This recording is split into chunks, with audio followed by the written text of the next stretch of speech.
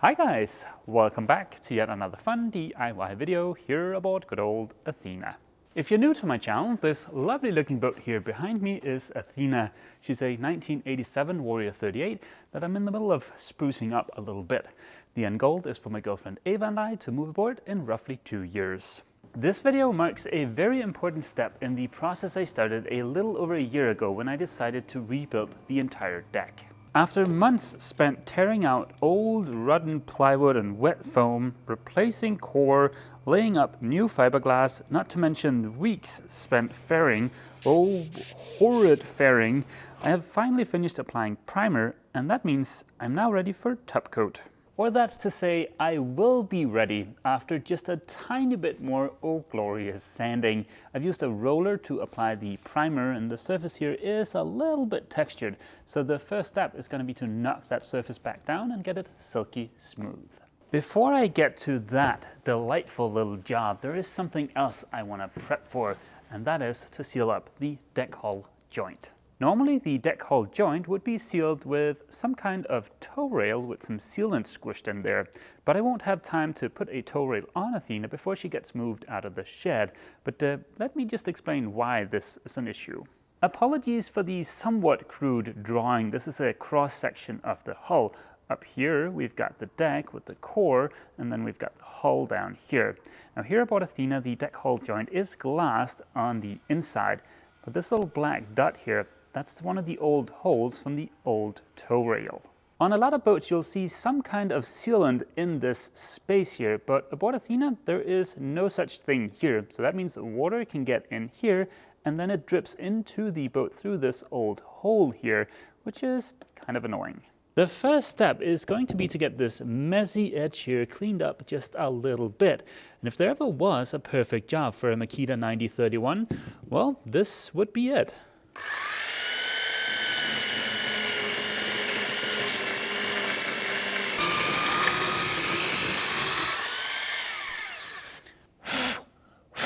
Yep, this thing is perfect for this job, and look at how big of a difference that makes. This looks a lot nicer. If you're wondering what that yellow gunk is, that is just a little bit of excess epoxy from last summer when I rebuilt the deck. We were in a little bit of a hurry, so yeah, we weren't too careful, and now I get to spend a bit of time sanding.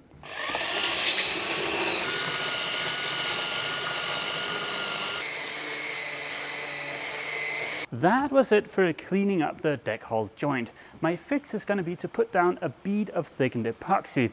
I don't think there is a lot of movement in this joint, so I don't think the epoxy is going to crack. But if it does, it doesn't matter, because once the tow rail goes on there, it's going to seal everything up.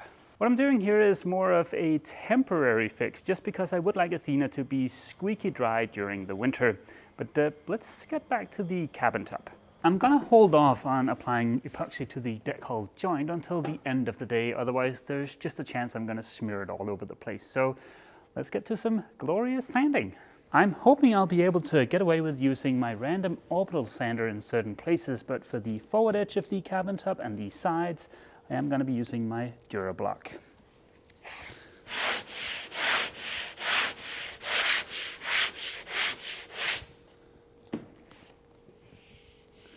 Oh, that is silky smooth. And don't worry about the fact that I'm removing almost 1 coat of primer here. I've got 6 coats on here, so I've got plenty to spare.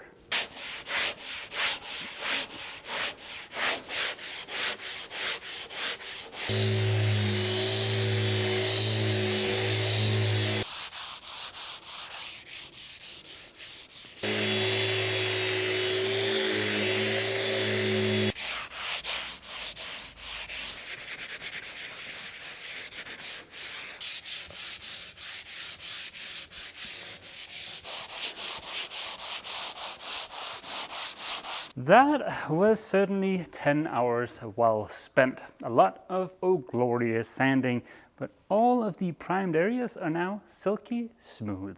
In response to my last video, I got a lot of questions asking why I didn't prime the entire deck.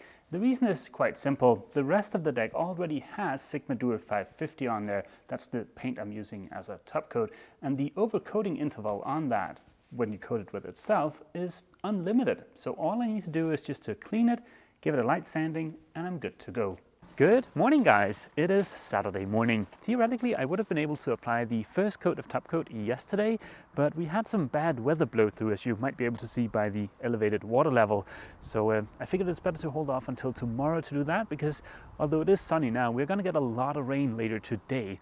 Fortunately, I still have a lot of other things to keep me from getting bored. When it rains as hard as it did yesterday, and when the winds are as high as they were yesterday, the shed doesn't remain squeaky dry, as you can see here on the cabin tub.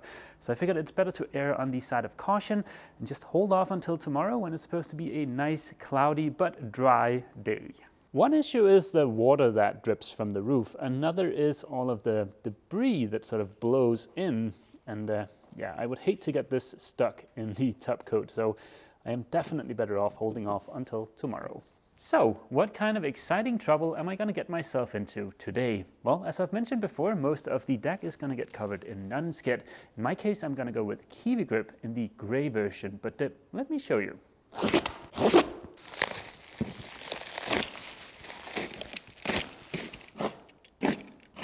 I'm not going to be able to apply Kiwi Grip today, but there's some prep work I can get out of the way. But yeah, let me show you the Kiwi Grip.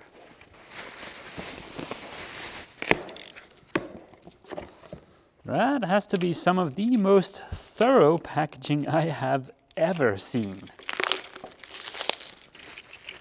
Ta-da! This is Kiwi Grip. It's supposed to be durable, non-toxic, easy to work with, and give great traction. I am very excited to get to apply Kiwi Grip, and I am crossing my fingers it won't be too cold when Athena gets moved out of the shed. I've chosen to go with the gray color. Now, in real life, the Kiwi Grip I've seen, the gray has been a little bit darker than this color, and I think it's going to be a really nice contrast to the high gloss white on the deck. On most boats, you'll see the non-skid laid out in some kind of a pattern. Here's an example I found of a Warrior 40 on YouTube, and to me, my personal taste, that deck seems a little bit too busy. There's too much going on, there are too many lines. So here aboard Athena, I'm going to go with something a little bit more simple. I'm going to keep those sections a little bit larger. You might be wondering why I'm bringing that up now. Well, last winter when I applied the top coat to most of the deck, I was very pressed for time, so I rushed it. And to put it mildly, the surface looks like crap. So I am going to have to go over the areas where I want those white streaks, that pattern to be, and just sand that lightly and give it a few more coats of Sigmadur 550. Around the hatches and any hardware that's going to get mounted on the deck, I'd like to have a little reveal, like a little white area that doesn't get non-skid. The issue with that is I don't know where any of the hardware goes right now, because as you can see, there are no holes here in the deck. So that's going to take a little bit of time to figure out. And yeah, that is basically what I'm going to be doing today, figuring out the pattern I want and the position of all the hardware. Most of the hardware is going to go back where it was originally mounted. And as you just saw, there's not a single hole up on deck, but all of the locations for that hardware are still preserved in the bottom skin. So figuring out the positions shouldn't be that difficult. I know this is one of the holes for the old granny bars, and I'm going to reuse those, so I can simply just go ahead and drill that hole.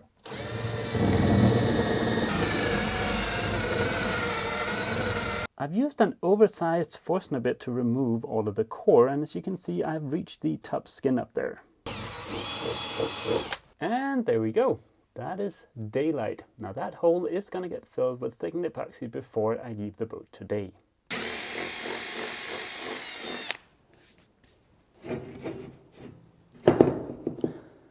And there we go. That is the first piece of hardware back on the deck.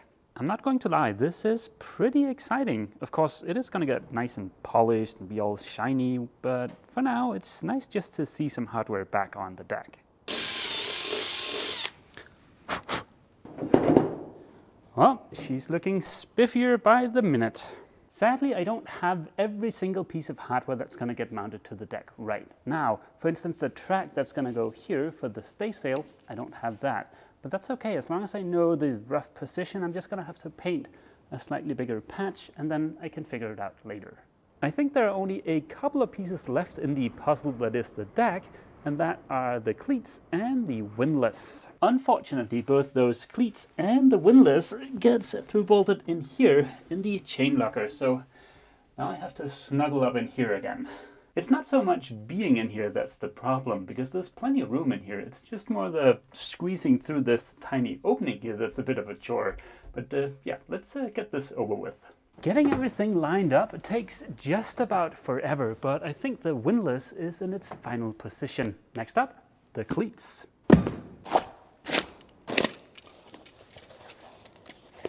I've been going back and forth on what type of cleat to use here aboard Athena.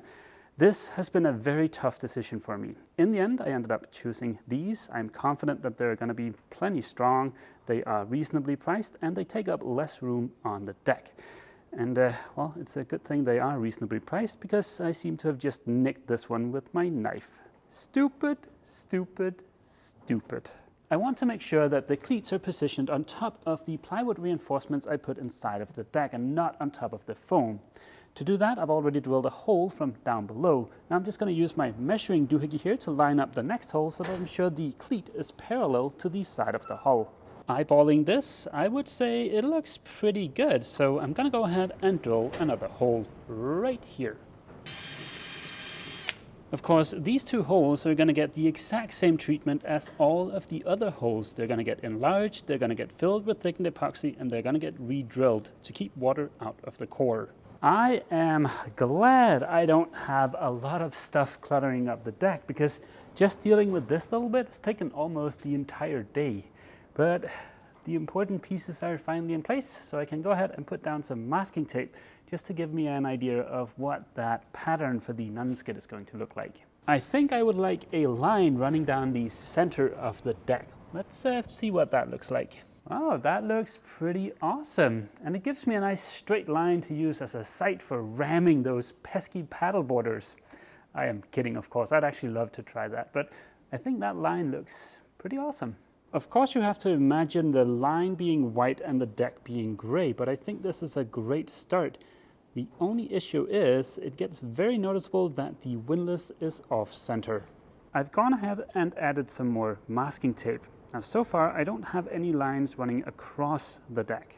I think for me, this non-skid pattern might be one of those less is more situations, because I really like the fact that there aren't any lines crossing the deck, because that would kind of just chop the deck up into sections and kind of ruin the flow of the boat, if that makes sense. But yeah, I would be very interested to hear what you guys think, so go ahead and leave a comment down below. This is an alternative, something a little closer to the Warrior 40 I showed you a little earlier on, but I think that just makes the deck look smaller. This is more of an in-between solution, but yeah, I could keep doing this for days, and I just don't have that kind of time. I'm going to go ahead and remove the hardware and get busy sanding so that I can get out of here before it gets completely dark.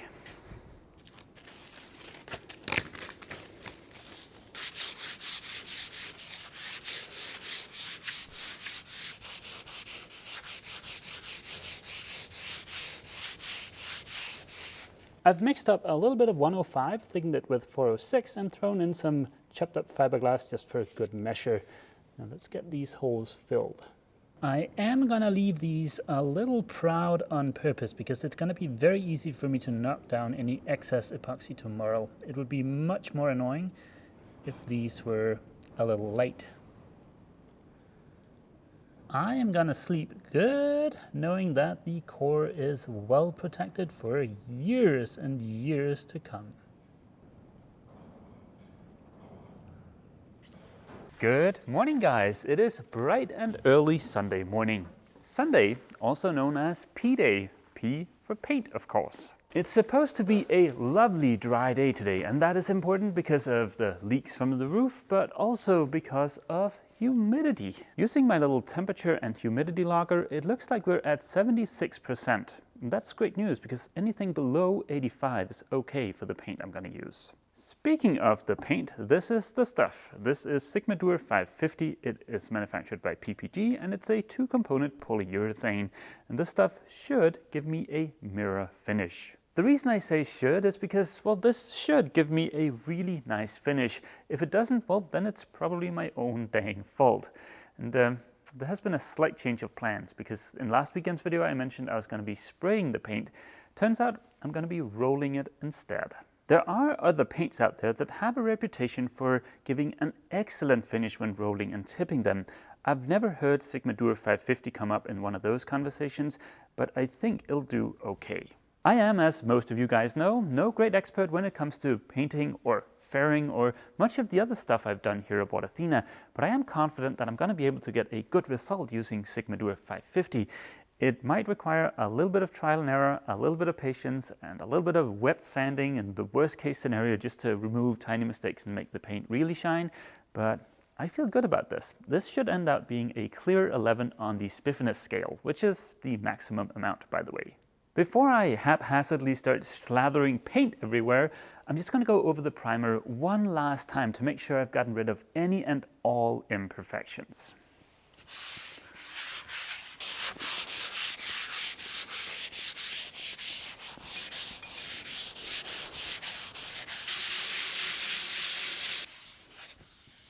There was a little bit of logistics involved in my decision to roll the paint on rather than spraying it. But now that decision has been made, I'm actually kind of excited about it, because if I'm able to get a finish that I'm happy with, well, that's going to make life a lot easier for me in the future. I also think it goes kind of nice with the theme of this channel, which is DIY. And to a lot of people, I imagine it's a little bit scary to pick up a spray gun and just start spraying. There's certainly a lot more of a learning curve there. And hey, if I'm able to get a good finish with just a roller and a brush, I guarantee you can do it too. Of course, it still remains to be seen how much work is actually going to be involved for me to do this. How much wet sanding am I going to have to do? How much polishing? Yeah, we'll find out. This is certainly exciting. I could keep sanding for days, finding smaller and smaller imperfections, but I had allotted myself 2 hours for this final pass, and those 2 hours are now up. So it is on to cleaning.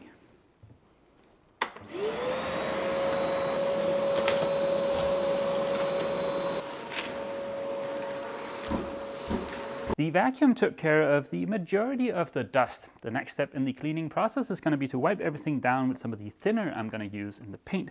And this is called 2106. I think this is going to be time well spent. Look, white, white.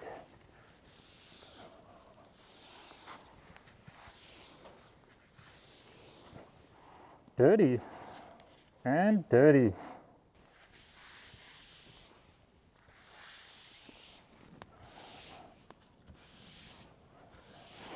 Don't let it be said that this paint job failed because of a lack of prep work. The next step in the cleaning process is just to wipe everything down real quick with a tack cloth, just to get rid of any hairs or stuff like that. Because although I do love my dog Yerkul very much, I don't want his fur, or my fur for that matter, to end up in the paint job. Of course, I am probably covered in dog hair, so before I go back aboard the boat, I'm just gonna slip into something a little bit more comfortable. I want to give a great big thank you to Benny from beyondsea.dk. He sent me a bunch of tack cloths and a big box of other really cool products that I'll hopefully get to check out in the coming weeks. I'll include a link for his website down in the description. I'm about ready to start painting. Now, plan A is to roll and tip Sigmadur 550. In case that fails for whatever reason, then plan B is to get as many coats as I possibly can of the stuff on the deck over the next 3 or 4 days. That's why I've got 3 gallons of the stuff. Now, they're all supposed to be the same color, but there might be slight color variations. And if I am to use plan B, then it's very important that there aren't any color variations. So I'm going to combine these 3 cans here in this bucket. Then I'm going to give that a good stir, pour this back into the buckets. That way I know these 3 are going to be the exact same color.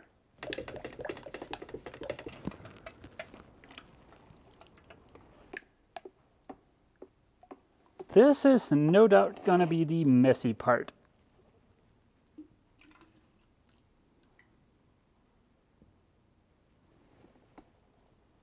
Using a stir stick, I've marked the correct mix ratio here. 88% base, 12% hardener, and up to 5% thinner. I read somewhere online that when rolling and tipping, it is crucial to get the right amount of thinner, not too much and not too little. My big challenge here is I've never done this before, so I don't know what's too much and what's too little. So I'm just gonna try with the 5% and we'll see what happens. Like I said, plan A is to roll and tip. Now, for me to do that, I need to keep a wet edge, and there's nobody here to help me, there's just me. So I am gonna be very busy. We'll see how this goes.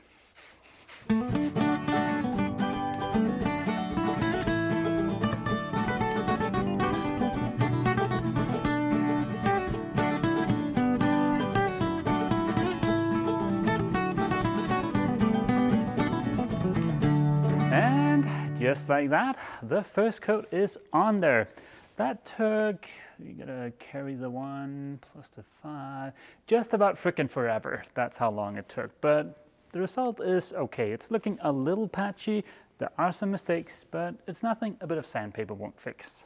I am way behind schedule. It's 7 o'clock over here. Normally I publish my videos at 8. I am definitely not gonna make that. I will rush this so that I can get this to you as fast as possible. Couple of things before I end this video. A ginormous amount of people have signed up for stickers on Patreon, which is freaking awesome. I'm gonna do a post over there just to make sure everybody has up-to-date shipping addresses on their profiles.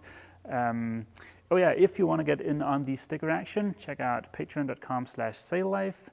And one last thing, there was something.